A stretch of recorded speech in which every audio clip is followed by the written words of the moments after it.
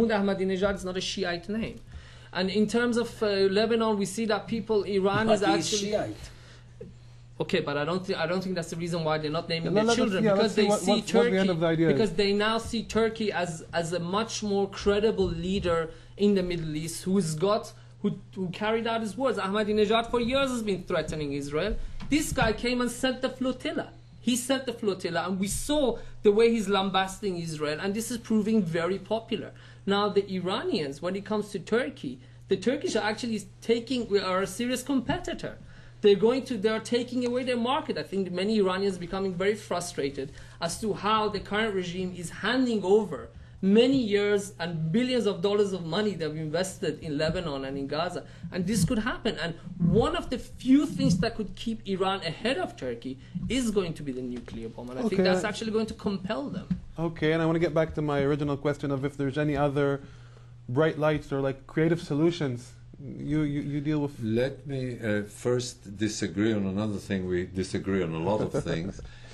Concerning the objective of the Iranian bomb. I agree they also want to keep the regime, but it goes far beyond it. It's not like North Korea that basically wants this regime to survive. Iran really wants to change the world. This regime really wants to change the world, to have regional hegemony in this region. And I don't think that, at least at the moment, I agree that down the road Turkey is a problem, but at the moment Turkey is an ally. I would not be surprised if one day we will find out that one of the reasons for the Turkish-Iranian alliance is also an agreement like between Pakistan and Saudi Arabia. You make it possible for us to have nuclear weapons and then you'll get one. That's also a possibility. Again, down the road, these are two very major countries in this region, and if they both remain radical, I'm not sure, but if they both remain radical, yes, there is down the road this option of a confrontation between them. But at the moment, what we're seeing is an axis of Turkey and Iran that is changing not only the Middle East, but has an effect that goes far, far beyond the Middle East. And once Iran has nuclear weapons, it will have regional hegemony. The main element that will suffer will be Egypt. Egypt is already on the way down in terms of its regional significance and will suffer much more from this tendency. Concerning what can be done, a different American president, I mean, if you're asking me, is it possible under Obama, I would say the chances are very slim. We have seen people who were appeasers who have learned that their appeasement didn't work. Remember, the British Prime Minister that declared war on Germany was Chamberlain, not Churchill. Okay, he came to the conclusion that the war is inevitable. So he took this step. I would not say it is impossible with Obama, but what I'm saying, as long as Obama, with this kind of policy, is the President of the United States, I don't see any positive element. But later you could harm Iran in a very major way by biting, crippling sanctions and by a blockade, even if you don't take military action. But if they don't believe that you have the option of taking military action, if the United States doesn't realize that whatever the cost they may have now in Afghanistan or in Iraq is dwarfed by the danger. How come they don't realize that?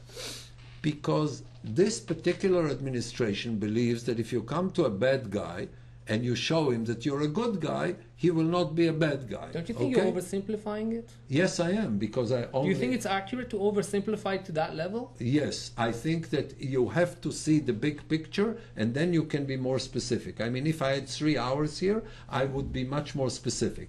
But if I look at the message that this president is sending is, you can walk all over me. But this president threatened Iran with nuclear weapons recently, with this new nuclear doctrine that we would... But excuse me, that was taken very seriously in Iran. Nobody takes seriously a president that is even saying out, I don't know for whatever reason, if I'm attacked by biological weapons or chemical weapons, he said conventional weapons. He said even if Iran attacks America with conventional weapons, we have the right for nuclear... Once you basically say, we will not take action, we believe in engagement, nobody takes him serious. Now, even if I'm wrong, and I'm not, but even if I'm wrong, The perception in this region by practically everybody is that the United States is weak. Everything the United States has done so far has brought everybody in this region to assume, ask the Egyptians, ask the Saudis, ask the people in the Persian Gulf, ask anybody in this region.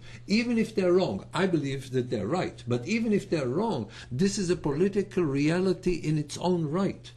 And once the message is the good guys are in a problem, and the bad guys are winning, the perception in this region, without exception, is the bad guys are winning, and now that Turkey joined the bad guys, you have this notion here, the trend is, Syria was waiting for 30 years because they said America will be weakened, and Israel will have a very serious dilemma, Iran will be strengthened, and the Syrians say today everything is materializing.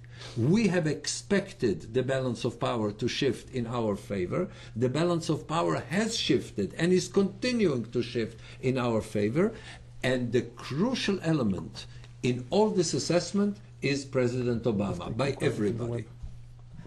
Well, you see, we are sitting here among young, it's a radio station or an internet panel with young people, for the young people, so I don't want to sound very gloomy and very bleak. Too late for that. No. Israel's problems are not going to be determined by Iran. I don't think that Iran is an existential problem for Israel. Our difficulties and problems are domestic, social, economic. We have to resolve one way or another the conflict with the Palestinians. Hopefully, maybe we could have peace with other Arab neighbors. And Iran is far away. It is a threat, but we can live with that threat. And I think we are making much ado about, I wouldn't say nothing, but about a problem which we are magnifying by referring time and again to Iran. If our leaders would shut up, I think that Iran may be not such a big problem. Let me just ask you, we have a question from Andre from the World Diplomatic Corps of the World Jewish Diplomatic Corps, asking what are the Israeli options? Like what can Jerusalem do? Directly, Israel can do relatively little as long as the United States will not let Israel do very much. But finally, I have a disagreement with Yossi as well. First of all, we don't have major economic problems. Israel is in an economic problem. The gaps in our society. 20% of Israeli children sleep hungry. These are lies. These are not even misperceptions. No, and I'm sorry we don't have enough time Israel to show. Is a perfect country. We don't have any problems at all. Israel is not a perfect country, but it's in a much, much better situation than most countries in the world today, including most countries in Europe. Okay, the last crisis has passed over Israel, and this demagogy about 20% being hungry, it's simply a lie. It is simply a lie. Okay, it has no basis in reality whatsoever. But since I don't expect, I'm not saying that other problems are not serious. What I'm saying is, if you have to distinguish between a real problem that can threaten you existentially and other problems. Now, I'm not suggesting that if the Iranians have a nuclear bomb, they'll drop it on Tel Aviv tomorrow. What I'm saying is a regional situation that has multiple nuclear powers in